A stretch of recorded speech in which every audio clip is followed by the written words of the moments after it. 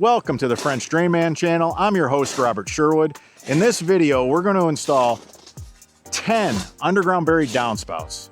We're going to show you how we wire them together, tie them together, how we methodically go from 3.5 to 4-inch line. There's going to be a lot you can learn here. There's a lot of do's and don'ts in this video. Stay tuned. I want to talk about the great length that we go to get these gutter downspouts out far away from the house. Now, people don't realize landscape, brick pavers, all kinds of obstacles in the yard hold that water close to the foundation. Because there was so much landscape here, these downspouts just poured right at the foundation of the house, taxing the foundation, the footing, the brick veneering, the rough lumber behind the brick veneering. Doesn't matter if it's brick, siding, aluminum, vinyl, doesn't matter. You know, wood trim, doesn't matter. It's going to be rough lumber behind it. That'll rot, mold, mildew, make you sick. You want to get that water far away. Look what the guys did. Look at all the roots, all the landscape roots here. Look at the roots. That tree, roots everywhere because of that tree. Now we went ahead and we got this hammer drill with this big auger on it. The guys had to work at this so that they can pull the pipe underneath the sidewalk. Now we're going to put the catch basin right here. You can see the deeper hole right here. The guys did that knowing that they don't want to put their catch basin in all these roots. Look at what they've gone through. Look at what they've gone through. Look, this had to be taken, you know, we're probably 35 feet, that line, 35 feet, to get it around this tree, to get it around this island, to get it around all this landscape. 35 feet away. Capture right here, another problem area. You got all this landscape. What do? You got brick pavers. The guys went ahead, pulled up brick pavers. They're pulling up the brick pavers to get this line through. We got another downspout over here. We're going to grab that as well. We even have a third one over here.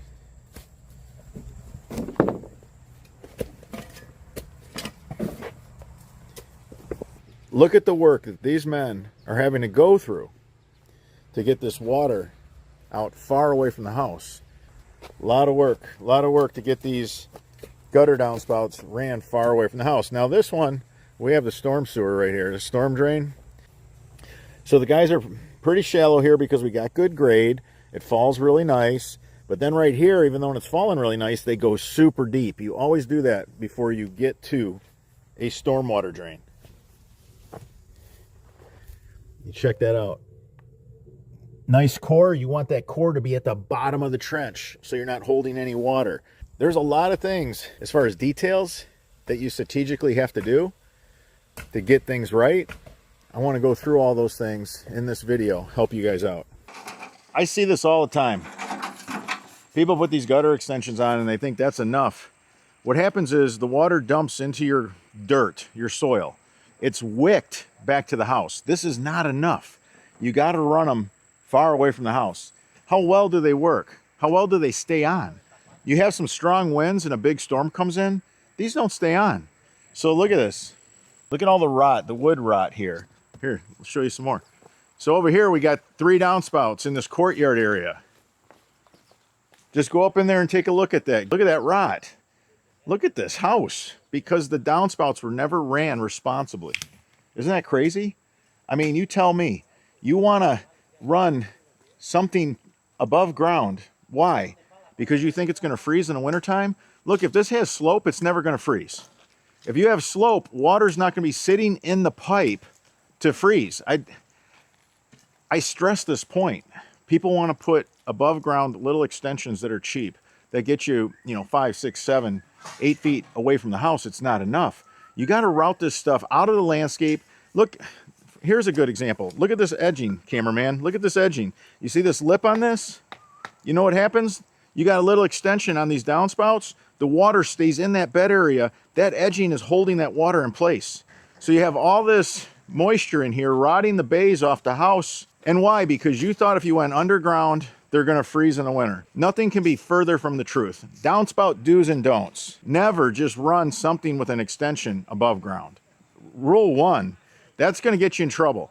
They get knocked off, and by the time they've been knocked off, a few months went by, and now there's damage done to your house.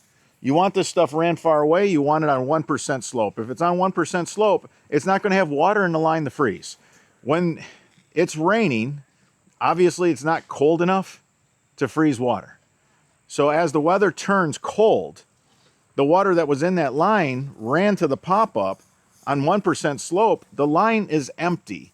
The idea that you're going to have a frozen line, it's just ludicrous in my world, man, because I know better.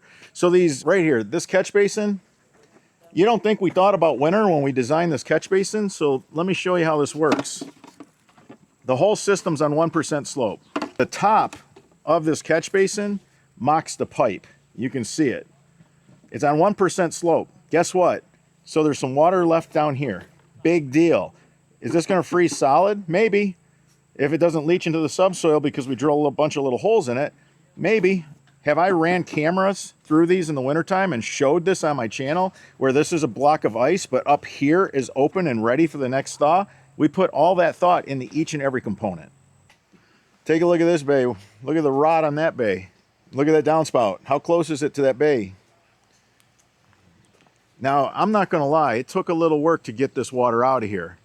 You know, the men, look at them. Really look at what the guys are going through to get this water out of here. But hire the professionals. If you're not in good health, if you physically cannot do this, then hire the guys that can. Look, here's another one. This one, the guys were underneath this tree. They got it trenched out. But look at the work they went through. Look at what they go through. We got another one over here. This ain't easy. I'm not here to say it's easy, but I'm saying it has to get done. Look at the condition of this house. We got a downspout here. We had to pull brick pavers over here. Look, I have no idea where this went, but because it didn't have a leaf filter, it's plugged solid. Look at it. So now the gentleman thinks he has this being ran somewhere. Obviously, the company that put the brick pavers in ran this somewhere. The grass grew over it, so we don't even know where it's at. It's plugged solid, so we can't run a blower through it. Usually we'll pressurize it with air. We'll run a big blower, and we'll see where that pop-up is. A lot of times you can find it with a blower, but this we have to abandon, and we're going to do this the right way. We're running this all the way to that stormwater drain. That's where stormwater, that drain. That's not sanitary, and I want my people to understand that. You cannot tap into a sanitary drain. It's illegal. You don't want that to happen. You're going to get your homeowner in trouble because when they service the sewer drains for sanitary, they run cameras through them. And when they see somebody put their downspouts to a sanitary drain, the homeowner gets a notice, and there's a big fine involved. And guess what? Your phone's going to ring if you're the contractor. So you always want to make sure you're running to a stormwater drain. But look at what the guys are going through. They're going through roots. They're pulling pavers. But this is what it takes. Look at, these are all the extensions. I want people to see this. Look, we got a splash block. We got these China-made cheap extensions. They leak where you connect them onto the gutter. They leak where you put two of them together. Look at, this one's ripped in two.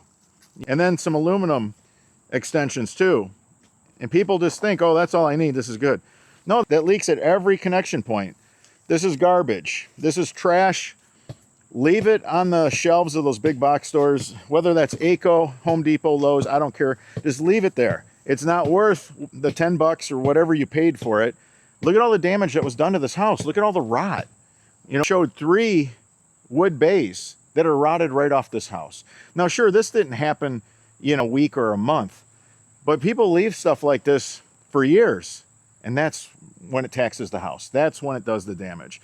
So sure, we're here a little bit too late in a sense, but now the homeowner can have these bay windows rebuilt. They're going to have to be rebuilt by a carpenter. It's going to cost a ton of money to get this house right, put new windows in it, new bays. But now that we ran all the water safely away from the house, at least he can make that investment and know the house is going to stay in good condition. Look, there's a lot of job security. It doesn't matter how many of these jobs we do. We can never do enough. So here we are fixing a house that has a bunch of wood rot. The bays are rotting right off the house. Landscape made it challenging to get these gutter downspouts ran underground. But look, here's the neighbor. Here's the neighbor. This is future business for French Drain Man. You got these cheap gutter extensions. They're garbage. And you're only getting the water how far away? Now the edging's going to hold. The water hits the edging right here. and the water just pools. Look, I know all about this stuff. I've lived a whole lifetime of it. That's why I can talk so intimately about what's going to happen as if I have a crystal ball and can see the future. Let's talk about aluminum gutter extensions. People are like, oh, all you need is a splash block and a gutter extension. Okay, look at this. So the water just ends up, what, 5 or 6 feet?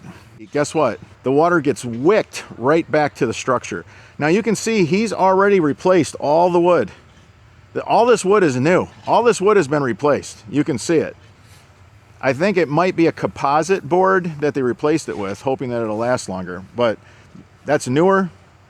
So they already spent God knows how much money, and yet nothing got done with those. So the do's and don'ts of downspouts: never use above ground extensions, never. It's a trap. And when a strong wind comes, they just get blown right off. They get blown loose. Look how far the guys are with this. You know, what is that? Probably 30 feet. I mean, that's what it takes right there. That's what it takes.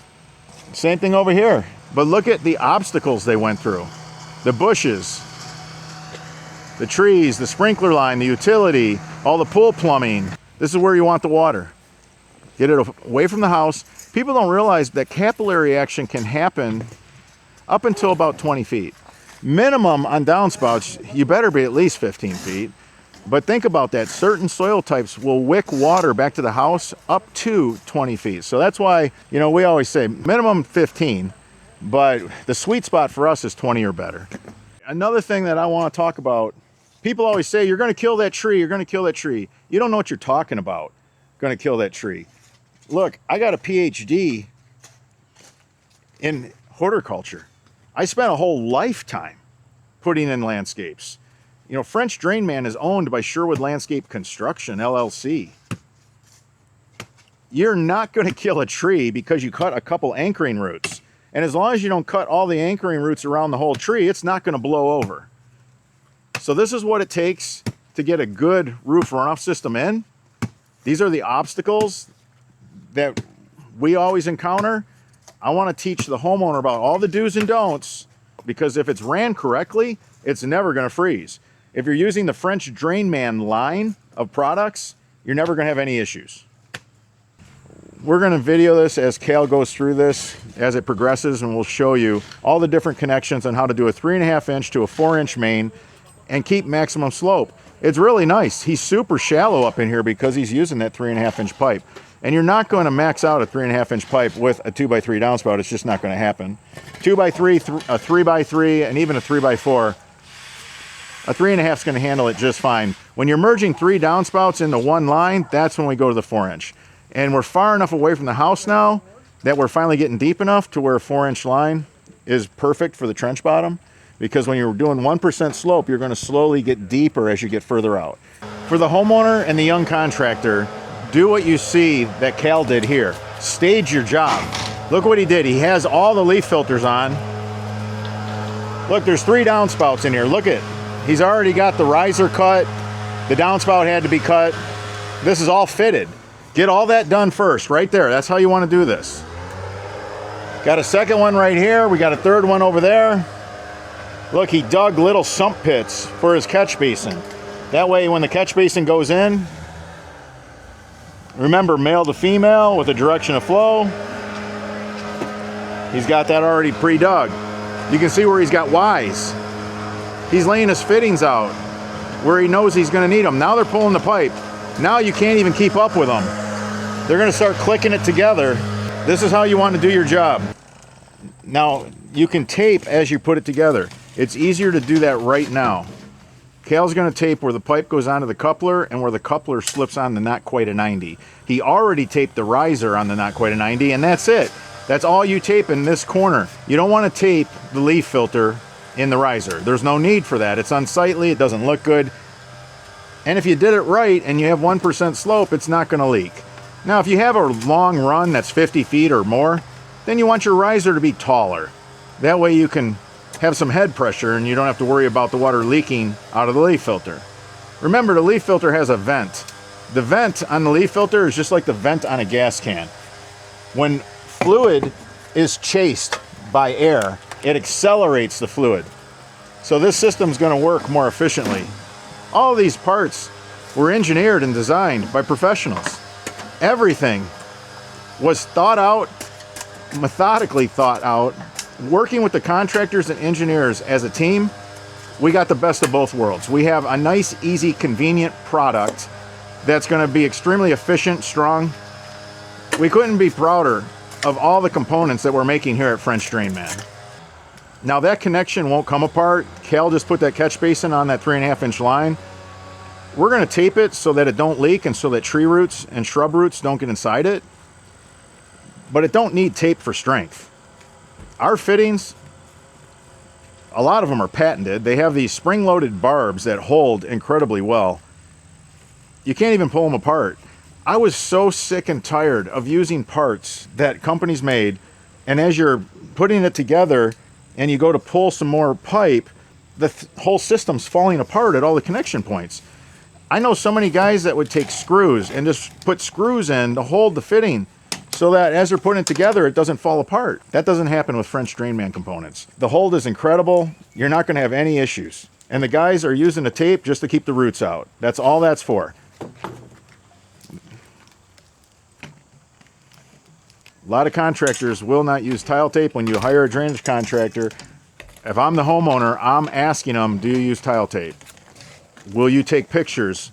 Because if you're at work and they're putting it in, tell them before you bury it, I want you to send me pictures. If you don't have tape, you know, where the catch basin's connected, where the Y fittings are connecting, tell them don't bury it. But that's what I would do. If I was hiring a drainage contractor, I'd make them take pictures of everything and send them to me via email or text.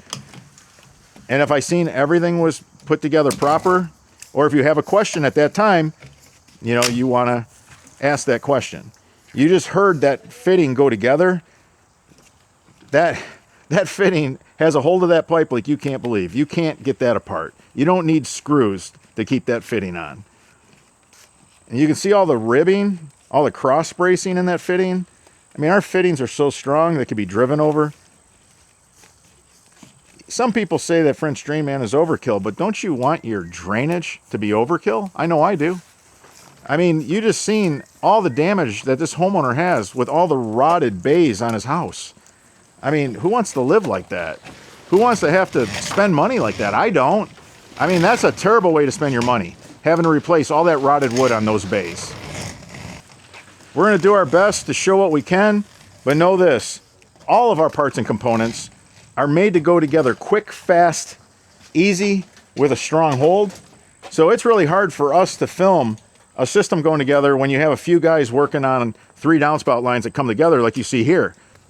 The easiest part about putting together a French Drain Man downspout kit is putting the parts together. That used to be the hardest part.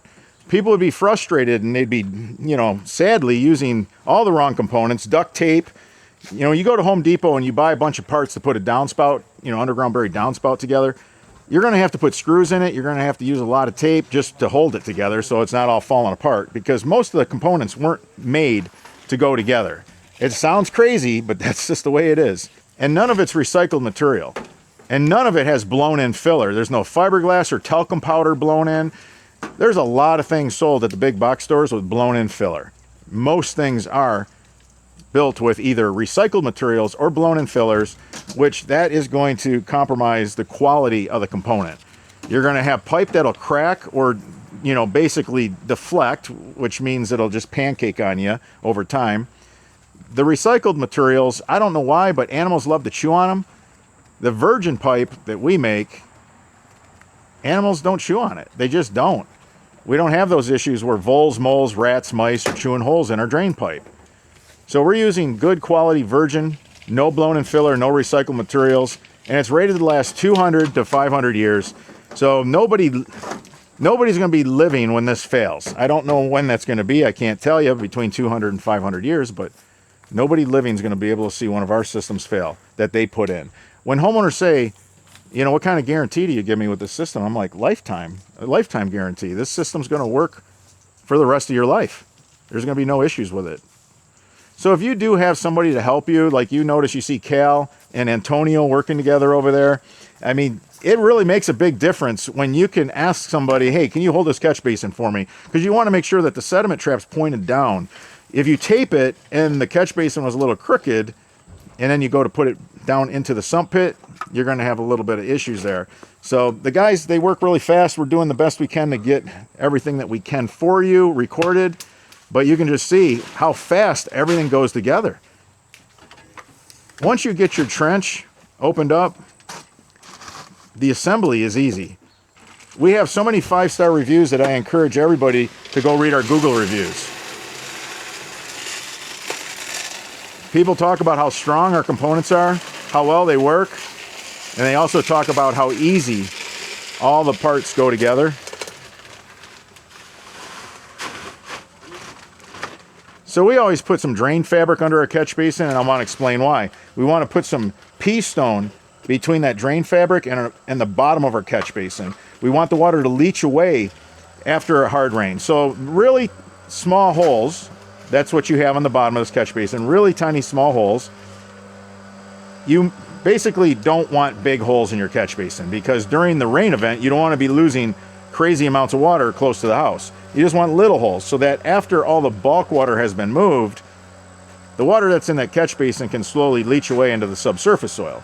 And again, don't worry if you're on clay and your catch basin always has some water in the bottom. That's no big deal. It can freeze up and the top of it will always be open and ready, even in the wintertime when we have a thaw. We thought of everything. As contractors, we know all the pitfalls. How you doing? Good. You guys are doing a heck of a job for you. Yeah. Nice to meet you. Thank you for your business. Yeah, well, I've watched about 50 of your YouTube channels. So you watch about 50 of our YouTube videos, yeah. and you see the exact same guys that we brought to your house. Yeah, we kind of knew. My wife's really impressed. It's like, wow, that's a lot of work out there. So. Well, now you can, like say the damage to the bay windows. Now you can, Well, we're redoing the whole outside the house. I was waiting for you guys Absolutely. to do your stuff first, and then we're going to do the windows and the siding. All that's going to get done. And getting all this moisture away from the house, Right, you'll never have issues like that again. Yeah, no, that's the big thing. Keep the water out of the basement so it's not coming through the walls. And you don't, that basement waterproofing, that just, that doesn't. Damp proofing. It's Yeah. damp proofing. Yeah, that's what they refer to it as. There's waterproofing and there's damp proofing, and when they just put tar on the wall, it's just damp proofing. Well, you still got water in the basement. This way you have no water in the basement, no water coming through the walls. None of those problems. So a lot of people, they really don't realize just how much water's coming off the roof of the house, Oh yeah, it like pours off. Yeah. every rain, if you calculate, okay, say you get an 1.5 inch thunderstorm, that's a pretty good rain. So if you start measuring, the distance of your rooftop, your square feet, and you say, okay, 1.5 inches by that, it's staggering how many thousands of gallons of water that is. Yeah. So when you're just dumping it with, say, gutter extensions, it's not far enough. You don't get the water far enough. Nope, it puddles up and runs back to the house too, especially if you got bushes on the outside. The landscape holds that water tight to the house. The edging won't let the water out. We run into that all the time. I'll see water built up on the other side of the edging like a moat. Right. And I've seen homeowners drill holes in all their edging so that the water will leak through, Yeah. No, I like this. You don't have these ugly downspouts coming out 30 feet from the house or 20. And then you got to move them when you cut the grass, put them back down. If you forget and it rains, then it's next to the house. And during a hard rain or really big storm, a lot of times it'll blow those things off. Right. Yeah. So now you got this water pouring at the foundation of your house for the rest of that storm because most homeowners, you're not aware when it happens. The next day you go out and you see a couple of them blown off. And how much water was pouring right at the foundation of the house. So the guys, they took them pretty far away. I mean, you're in good shape. I mean, they're 30, 35 feet out on most of your downspouts. Yeah, that's good. Good. Keep it dry. So what happens is when these trees get big, their root system is, the size of a hair. It starts out the size of a hair. And then my finger, then my wrist. Then there's some roots in there as big as my thigh. When all that wood is growing underground, the tree raises the ground, so it looks like it's actually been planted on a pitcher's mound. Well, that's all the roots. Right. No, it's been raised. It's the original '94. That's when we had the house built, and that's when that tree was put in. So it's been raised up. So the guys had to go around it with the downspout on that side of the house. They had to go around this hump. You know, that's the only way you're getting the water out of here. You know, even the water that's up here on the sidewalk and whatnot, it has to go that way or this way to find its way to the storm drain in the street. But yeah, these are all the things that, you know, from doing this for more than 40 years now, you know, we've come to recognize and address as problems. Well, you got the proper equipment. You have the proper supplies that's made just for this. They're putting together some really strong Y fittings right now. These Y fittings, they hold.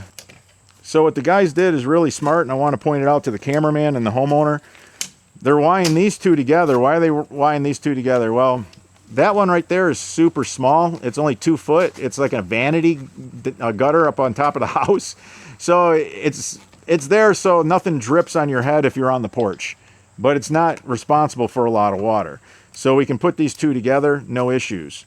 I wouldn't want to put the other two together without them being merged to a 4-inch line, because you have the second story dumping on the first story. Now, if you look, that downspout is dumping from the first story onto the second story, and this one downspout trough is catching all the water from both stories.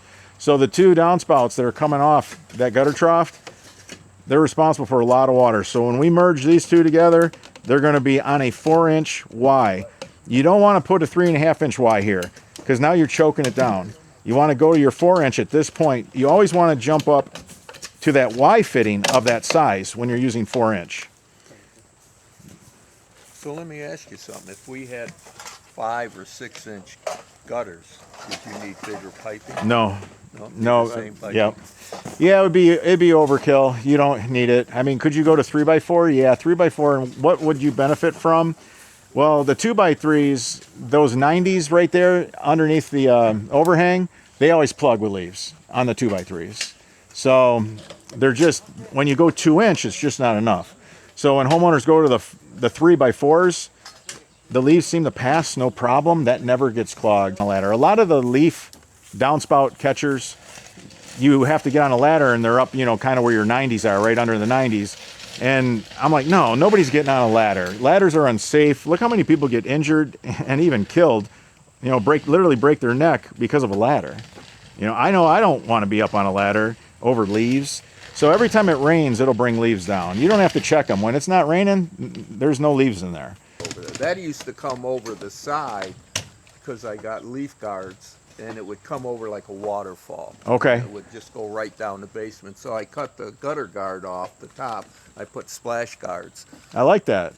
And that kind of took care of that problem. So if I go with bigger downspouts or bigger gutters, I don't have this will hold it. Oh yes, oh yeah, because your square roof, your square feet of your roof is not going to change, you know. And we base everything on the size of your house. You know what you have for roof. We look at the pitch. You know, we could tell how much roof each downspout is responsible for, and you know, when we make our decision on pipe size, we go off of that. Or this gets a lot of water off of it, believe it or not. This catches that whole roof, and this catches this peak here. So okay. Here and here gets a lot of water. Not here so much, but it does. This seems to catch a lot. And then in the back, I have issues with a couple. And the guy's got really good slope on this.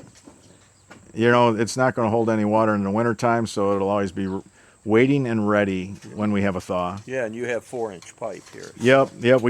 We got all three of them merged together to a 4-inch main on this. Yes, even your downspouts are only, what, 2-inch, right? So, I mean. So we started at 3.5. We're on 3.5. 3.5 has been a wonderful pipe for us. It really has. And the homeowners love it. The contractors love it. Honestly, I knew the industry really needed a 3.5-inch pipe. That's why we brought it to market. But I had no idea that it was going to take off the way it did. I mean, 50% of our pipe sales now are 3.5, and that's crazy because the 4-inch was always the workhorse of the industry. Right. But it was just too big to get this slope. The slope that we have on this, we achieved that because we didn't use 4-inch pipe up close to the house. The bigger the pipe, the deeper you got to dig down. Right. So you lose all that slope. We're creating slope. You know, we made slope that wasn't even here. You have a little bit of slope, but by starting that line up high, we're pitching the water towards the road. It's going to give it the flow to come down. Yeah, the guys did a great job. You know, Cal's definitely one of our best. And I knew it was going to be hard keeping up with him. I told the camera guy, we're going to be running around if you're going to try to get every connection to this system. You know, once he has all the trench opened up, it just goes together so fast. Yeah, that's that's a lot of work. That is a lot of Oh, work. this one here, this would have been a tough one for a homeowner to DIY. This was a lot of work. Well, you got Right here, Valente's going to hook a 4-inch pop-up to this 4-inch line. Do not tape that. You do not want to tape that. After this moves all the bulk water, anything that's left in the line can leak out right there at the connection point. This is one piece of pipe. This is really important. You don't see any couplers. You don't see any tile tape, nothing. You just see a piece of pipe. You can't do this with PVC pipe. Sorry, PVC, you can't do this. One piece of pipe from that pop-up emitter, one piece of pipe, it goes under the concrete. Now, why is that important? Well, you don't want a pipe that could possibly leak under the concrete, but you don't want any connections because this tree right here and all its roots are going to absolutely love that. Look at all the roots. You can see the roots in the trench. One piece of pipe. One piece of pipe. Now the tree can't find its way into this drain system. It's impossible. All right, so the guys are going through so many tree roots and there's so many shrub roots, we can't get a catch basin in here. But it's okay, we're going to put these lines on 3.5-inch pipe. 3.5-inch pipe has a higher velocity, where when you go to a 4-inch pipe, it displaces the water over a greater area. It loses all its energy and it won't carry the shingle gravel. Using a 3.5-inch pipe, it's going to allow us to carry all the shingle gravel to the catch basin. You're going to see this line go through the landscape bed, 3 different downspouts on 3.5-inch pipe. We're going to go to a 4-inch main. Then we're going to put in one of our 2.25 gallon sediment traps. Our 1 gallon is fine for one line, but if you're going to merge a couple, especially if you're going to merge 3, you definitely want to use our 2.25 gallon sediment trap. You can see that when you don't have something to catch the leaves break down and just become dirt. That's organic material that just built up over time, and it just plugs it solid. The whole thing was plugged solid. This was ran underneath the brick pavers. I imagine the brick paver crew probably put it in. But when you don't have something to catch the organic material, I tell people it's going to break down and become topsoil, and they don't believe me. Now that has, you can see there's shingle gravel in there. You can see like the granulars, you got shingle gravel. rocks. And yeah, I mean, whatever kids Leaves. maybe threw up on the roof gets caught. Yeah, we see this all the time, but when this whole line is plugged solid like that, people are like, just jet it out, just clear it. No, you can't. The whole thing is solid for 20 feet. Exactly. That's what happens. But then when this happens, it happens slowly. So then you're starting to lose water over the gutter trough because your line can't take it all. And eventually it clogs completely and all the water's dumping right at the foundation of the house. If your basement smells musty, it's probably because you don't have your downspout ran far enough away from the house. When you have moisture that's just left to be wicked right down the basement wall. But yeah, we see it all the time. We just want to show it more. You know, that's why I'm bringing somebody out to help film us. You know, so that people can see just how important this is. Now, our system will never get that way. If somebody doesn't maintain our system, they're going to open up our leaf filter and the leaves will start to break down and become like topsoil. And you can just basically shovel it out and you're fine. All the pipe can never, ever get compacted like that. Now, our catch basin, it will fill up. Our catch basin will fill up with shingle gravel. Every couple years, take your garage wet dry shop vac and suck out all that shingle gravel. Let's go around back and catch what the guys are doing. Hopefully we didn't miss anything. So right now, Patrick's removing all the base material that's underneath the pavers. Crushed limestone is pretty common in Michigan for base material. It's pretty compacted. We take the brick pavers apart like a puzzle. We lay them next to each other so we know how they came out. It's going to make it super easy when it's time to put them back in. But this is what it takes to get the water out of here. Otherwise, how can you get the water out of all the landscape? You can't. All right, so this is our 2.25 gallon sediment trap.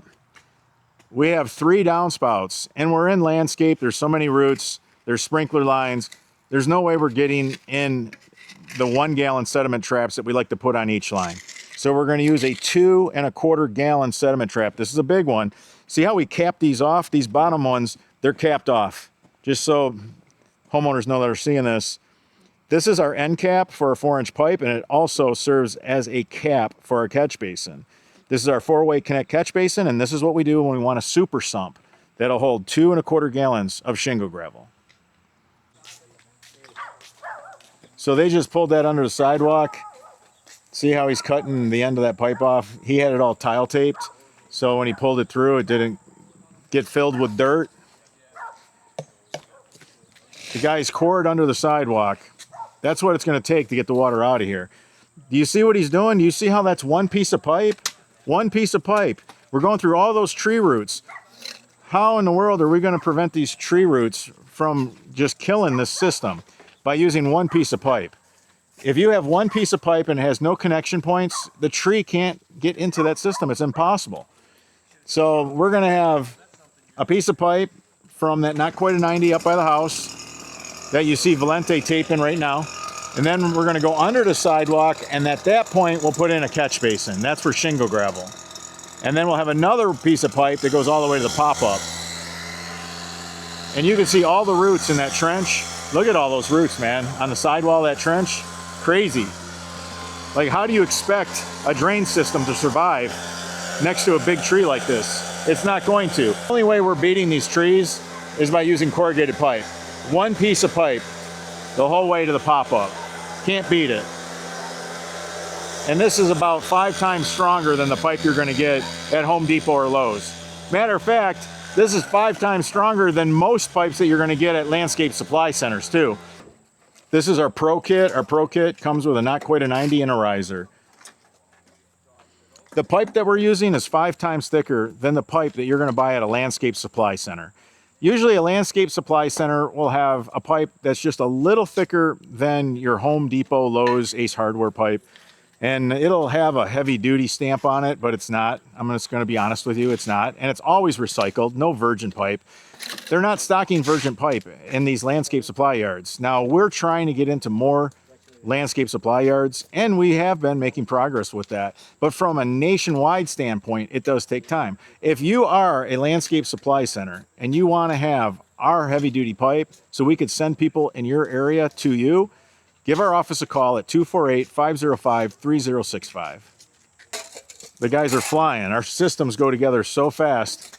Look, we got 2 men here buttoning this up. It's going together quick. We'll come back over here. We just had 3 downspouts put in. You can't even tell. You can't even tell that we had 3 downspouts put in. Look at this bed area. We had 3 big trenches through this bed area. This was all excavated, dug up. You can't tell. We got that water far away from the home. We used 3.5-inch pipe up near the house. And as we got further away and merged these all together, we put it on a 4-inch line. Now look, that line went under the sidewalk all the way down to the city walk where we have a pop-up. You can't even tell. Look at the work this crew does. I mean, that's amazing. Seriously, I've had homeowners come home from work, call my office really upset with us. And they're like, you said I didn't have to be home for you to do this work. You said I could go to work and I wouldn't lose a day of work while you did my downspouts. And I'm like, we did. No, you didn't. Nobody was here. Nothing's been done. Then they walk the dog and they go outside and they start looking a little closer and they see a little seam where the grass, came apart with the sod cutter. They call me up and apologize. I can't believe how good they were about taking my yard apart and putting it back together. So that's a real compliment to this crew when you could say something like that. And that didn't happen just once. That actually happens, and it's happened several times. All right, so I could tell when Cal put the catch basin down in the sump hole that he dug that he's going to need a riser. Anytime you go underneath a sidewalk, you're going to need a riser for your catch basin. Look at how far down this catch basin is. Look at that. So you're going to need risers so that the lid to your catch basin is at the surface. We're going to show you how Cal does that. He's still got a couple more connections. He's going to tape everything up. He's going to put fabric underneath the catch basin. But we'll show you how he adjusts with these risers that we have for pop-ups and catch basins.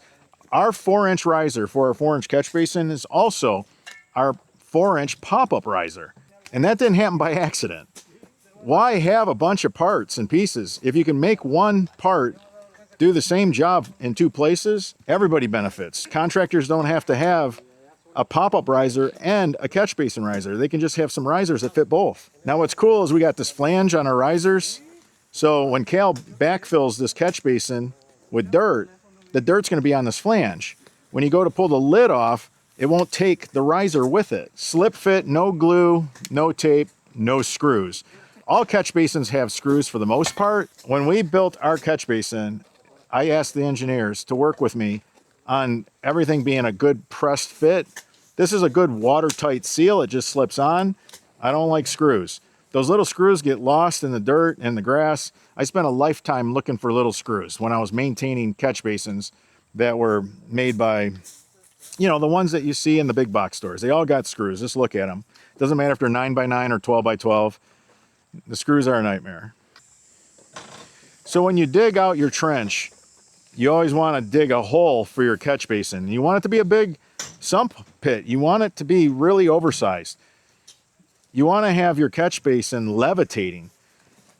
So Cal's got his foot on the pipe, and that's not by mistake. He wants to make sure that that perfect slope, that perfect 1% slope that he has on his trench, you don't want to lose that. You want to make sure that the pipe is on the trench on both sides of the catch basin, and that the catch basin has an air gap between the fabric and the catch basin itself. Now, Cal will take some pea stone and he'll pour the pea stone down the side of the catch basin. It'll roll under it, and that's it. You don't want to like pick that catch basin up, because then the stone's going to roll under that and it's going to be humped up. You just want to let the stone roll underneath the catch basin through gravity. And I can tell you from years of doing it, stone is 99% compacted when you set it in place. So I'm going to tell homeowners to buy pea stone in bags. We're contractors and we love having it in bags. Look at what a convenience that was. Cal's got another bag, a full bag right behind him. If he feels he didn't have enough, you know, he looks down the side of the catch basin. If Cal feels he doesn't have enough stone, he just grabs another bag. But it doesn't make a mess. It's easy to transport. It's easy to carry. It's easy to handle. Now always put your risers on first, and I'm going to tell you a secret. So here's, see all the pea stone that are on that riser? You can see the pea stone got caught on the riser. Well, guess what? That pea stone would have been on top of the catch basin, and now you're picking them off to get your riser on. Put your riser on first before you pour your pea stone. Makes it a lot easier. Now Cal's going to cut a small hole, and he's just going to stretch the fabric around. That's it. Don't overthink this. Nothing fancy. You just don't want the dirt to migrate into your pea stone. And all my guys have their own techniques. Again, you just don't want the dirt to touch the pea stone. It'll fill the voids between the pea stone, and it won't leach water away from the catch basin anymore. Action. Yeah, I gotta wait for you, man. You were good? Yeah. All right, there's 4 downspouts in this landscape, and it was a nightmare trying to find a way out of here. We have a big tree in the yard, and it's grown so big, you can see the trunk on it, that this area has been lifted. You know, there's tons of roots in the ground. They're growing, they're raising the ground. So there's negative slope to the house. You can't run the downspout this way. We have to run these 2 downspouts towards the back of the house. We have 2 on the back of the house. They're all merging to a 4-inch line. Now, what Francisco did is really trick. We'll get the camera guy up in there so he can see it. But Francisco took a Y and he Y'd this last downspout in. And I just love when the guys make these connections like this. Homeowners are like, how do you do this? You know, you can see in that tight space, that Y is right there, right by the not quite a 90. So the guys are making it work. They're creating slope. When the not quite a 90's up real high like that, they're creating a lot of slope. Over here, look how high that starts out. You know, that's very shallow. When the line is really shallow, you're going to be able to create slope. Yes, of course, you're going to start getting deeper. You can see the line is getting deeper. We want the water to run out of here. Water runs downhill. So all 4 of these merge off of 3.5-inch pipe to a 4-inch main. The 4-inch main, we had to pull all these brick pavers to get it through. it's going to a 2 1/4 gallon sediment trap. And that's going to catch all the shingle gravel so that we don't clog any lines. We're going to use a 2 1/2 gallon sediment trap. The shingle gravel will build up from these 4 downspouts. It'll build up and it'll clog the line over time. By using 3 1/2 inch off the downspouts, we're going to wash all the shingle gravel out of that landscape to the sediment trap. The reason these work so well, when the water comes through here, all the heavy shingle gravel just falls. It's basically suspended in the water and it just settles. All that heavy shingle gravel. Now, on a 3 1/2 inch line, it's going to push that shingle gravel to this 4-inch main. By the time the water makes it to this 4-inch main, you have all these downspouts on that 4-inch main. So it's going to push the shingle gravel. It will. Once it hits here, it'll fall. The shingle gravel won't make it from here to here. When it shoots this gap, it'll lose that shingle gravel. That way we can catch all the shingle gravel and we can prevent areas of clogging. So when the velocity of this water hits a point to where it starts to slow down, and it will, that's where you're going to have buildup of shingle gravel. A lot of the houses that we see that have a lot of water damage is because the landscape trapped the water in, made it impossible for the homeowner to get it out. We pride ourselves in always being able to pipe the water away from the house. Regardless, we find a way. Sometimes it's not DIY friendly, and sometimes you do have to call the professionals to get a line ran. Homeowners need to take their water problems really serious. You know, just because it's quiet, you know, and it's just slowly doing damage to your house, it doesn't make it okay. You know, years go by and it's a known problem to the homeowner. And then suddenly, one day, they can visually see foundation damage and it's too late. Downspouts are the #1 cause of flooded basements, crawl spaces, damage done to foundations. You have a high concentration of water coming off the roof. It's caught. You have it caught in a gutter trough. It comes down in a gutter downspout. It's caught. You don't want to let it go right next to the house. Keep it caught. That's why we never put a catch basin under the gutter trough. We never put a catch basin where the downspout drops the water off of the gutter. A lot of guys do. They'll just put a catch basin right underneath, because think about how much easier it is for them. They don't have to cut the downspout to height. They don't have to fit it. They don't have to do all that work that you've seen the men do to hook that leaf filter up. They'll just put a catch basin there. But now the water hits the catch basin grate and it splashes on the house. There's mold, mildew, moss, algae. You're staining the veneering of the home. For what? It's caught. Why are you letting it go right next to the house? So our system is well thought out. We know all the pitfalls when it comes to drainage. You can see the guys are really having to work at getting this piece together. It's definitely methodically ran through the landscape, knowing that there's some negative slope on the side of the house. We had to bring everything to the rear of the house, and we're taking it right to the storm drain. When you have 3 downspouts merged together, you want to go to a 4-inch line. That's why Francisco went to the 4-inch line on the 3rd downspout. We have a 4th one that comes in off 3 1/2 that he just wied into that 4-inch line with a 4-inch Y. Beautiful work here by the men. Yeah, it's been a humid week. We have a catch basin and the guys need to cut that main pipe. Once Francisco's done making all these connections, we'll be able to cut that pipe. It won't be too short, it won't be too long. So Patrick was waiting patiently to make this cut by the catch basin. Now that Francisco's connected, he can go ahead and make an exact cut for the very length that this pipe needs to be. We're going to hook up this 2 1/4 gallon sediment trap.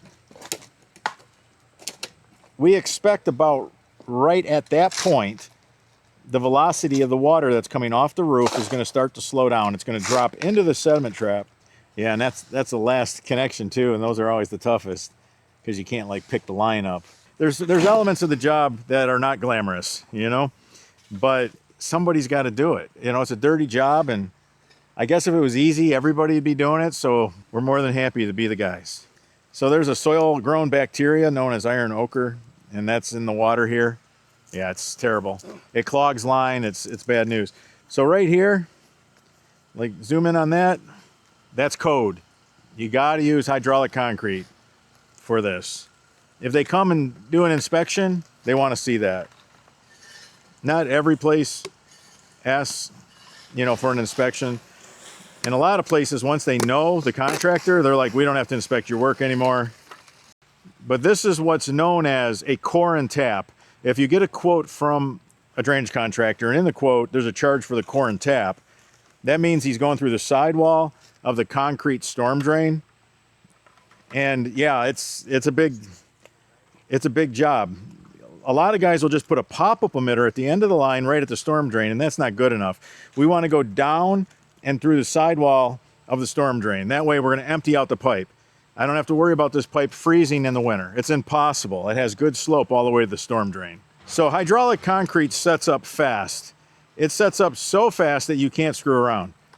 It's not like regular concrete at all. This is a hot summer day, and that stuff will be hard in minutes. Nothing can come apart. This is one piece of pipe to the city storm drain. It goes past all the tree roots. It goes under irrigation line. There's no glue joints. It's impossible for this pipe to fail.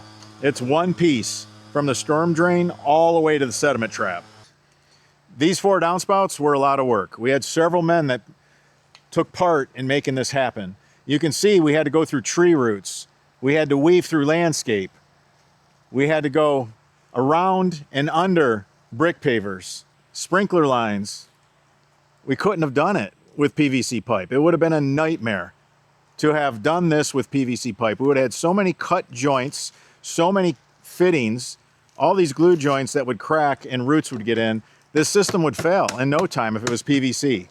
The only way that I can tell the homeowner I'm going to give him a lifetime guarantee that my downspout lines are going to work for him is if I'm running it in corrugated pipe. To get that to the top of the grade, he had to put a 5-inch riser and an 1.5-inch riser. So we got a total 6.5 inches to get us to grade. That's beautiful. See how fast that was? Slip, fit, quick. All of our parts are made for convenience. Normally, to get a catch basin to grade, you're cutting like a 6-inch piece of PVC with a Sawzall. You're messing with it. You're messing with it. The whole thing. That's HDPE, not PVC. And when you put those parts together, it's a watertight seal. Corrugated pipe. It gives you the flexibility and a lot of freedom to go around obstacles. This was a really difficult area of install, and we made it easy with the corrugated pipe. PVC can't do this. PVC would have several glue joints. This is a beautiful example on how to merge 3 downspouts together. So always stand on the pipe when you're backfilling. If you don't stand on the pipe, when you go to push dirt on it, it's going to push the pipe out of alignment, and it could roll. The dirt can roll and get under the pipe and raise the pipe, and then you'll have a belly in the line, and that's where all the sediment will build up and it'll clog. Or that's where it'll freeze too. A belly will also freeze. Look at this, is the after. Look at this. This is the after. This is ridiculous. Look at how nice they're leaving this man's property. So this is our black catch basin top. Look at that. It just gets lost in the landscape. Now, one advantage to using black leaf filters in the north, these will gather sunlight when it's 0 degrees out, and it'll heat up and thaw, which is super cool. So we like to use black as much as we can in the north, but hey man, I know our whites look great on a home that has white trim. So it's hard to say no to the white when you have, say, gray with white trim. Oh my gosh, light gray with white trim. Our white downspouts look amazing. But yeah, the guys did such a nice job. You can't tell that all that work was done here. You can't tell that they unearthed this entire bed was excavated. Look at this, amazing. Beautiful job. And this ain't like the next day later. This is like literally 15 minutes later. That's what you guys have. This crew really, really moves. You see Francisco's doing the same thing. He's taping the not quite a 90 on both ends. He's making sure that he has it taped up where the coupler goes on that not quite a 90, as well as where the corrugated pipe snaps on the fitting.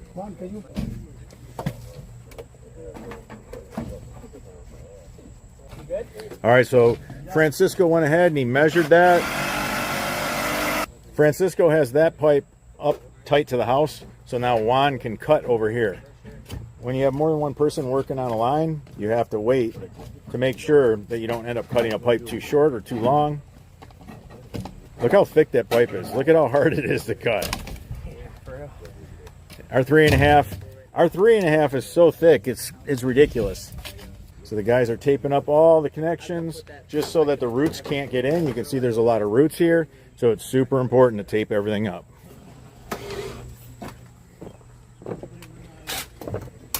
All right, so here's another thing that I love corrugated pipe for. Now PVC can't do this. This pipe goes around this bush, and then it dips in because of the brick pavers. Then it meanders underneath the fence, around a fence post.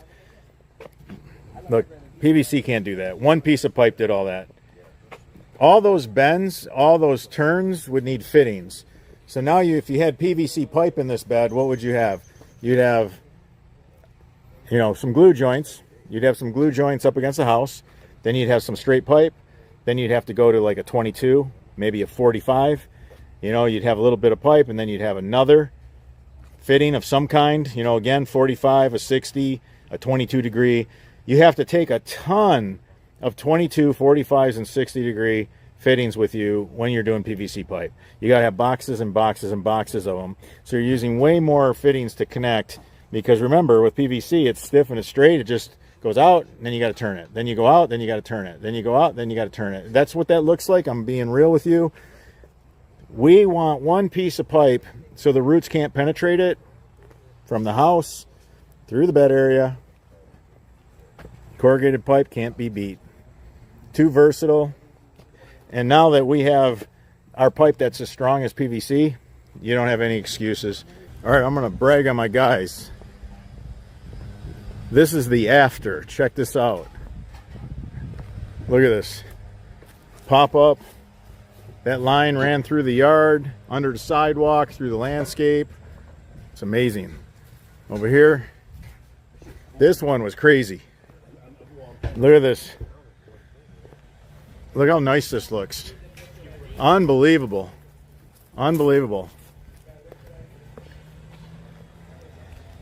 This is the after. You would not think this is the after. You'd think this was the before footage. You know, when you trench through a yard, you unearth everything. Always have your pop-up at dirt level, not turf level. You don't want your lawnmower to chop the lid off. Catch basin top.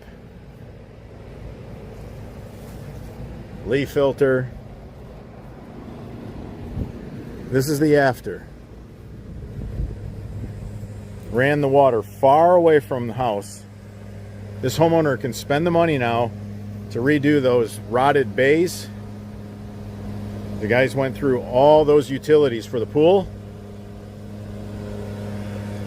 Remember, if you have an in-ground swimming pool, you're going to end up having to work around all those utilities. The 3.5-inch pipe is your pipe of choice.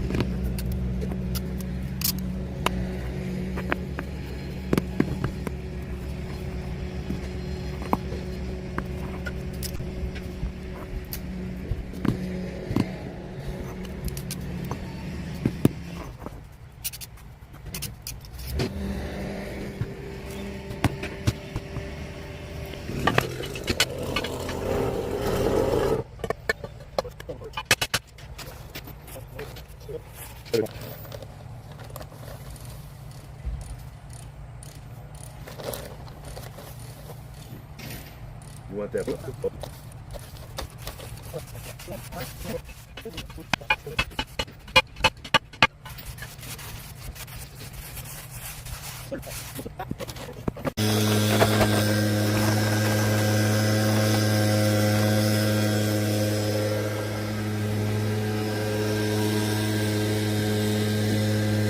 So this is the after. That sand you have to spray with water. It'll suds up. That's what activates it, and then it hardens. It's joining sand. That was so deep, we used a 6-inch catch basin, so we have the 12 by 12 with the solid 6-inch plug there. Look at this. This is the after. This is the after. Had this yard all dug up, had the pavers all pulled.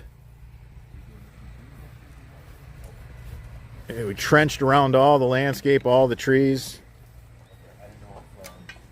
I got to brag on this crew. Check this out over here. Look at this nice work. They pulled these pavers up. They got this in. Look at that. Beautiful work by a professional team. If you appreciated all the hard work, everything that we went through to film this, to get this, to educate the public, the young contractor, and the parts that we make here in the USA, give us a thumbs up. It shows us you appreciate what we're doing. I'm your host, Robert Sherwood, and until the next video.